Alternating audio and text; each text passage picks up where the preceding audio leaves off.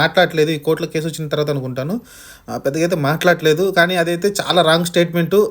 Future కూడా చాలా ఇబ్బంది కలిగించే విషయం అది. ఎందుకంటే ఒక వ్యక్తిని ఇప్పుడు చంద్రబాబు నాయుడిని జగన్ పంపించాడంటే అతను ఎప్పుడు ఎట్టి స్టేట్మెంట్లు ఇలా దొరికాడు, పంపించేశాడు. అదేవిధంగా నువ్వు అధికారంలో వచ్చిన తర్వాత ఏ కలెక్టర్ అయినా ఇప్పుడు ఏదైతే ప్రభుత్వం తరపున పనిచేస్తున్న కొంతమంది కలెక్టర్లు ఉండొచ్చు, వాళ్ళు ఏదైనా తప్పుడు పనులు చేస్తుంటే వాళ్ళు కూడా రేపొద్దున జైలుకి పంపించు, అది ప్రాబ్లం లేదు. ఎందుకంటే న్యాయపరంగా వాళ్ళని అయితే పంపించచ్చు. కానీ నువ్వు బెదిరించి వాళ్ళు తప్పులు చెప్పకుండా నేను రెడ్ నోట్ బుక్లో రాసుకున్నాను నీ అంతు చూస్తానంటే అంటే హత్యలు చేపించి మటలు చేపించే విధంగా అయితే లోకేష్ గారు మాట్లాడుతున్నారు.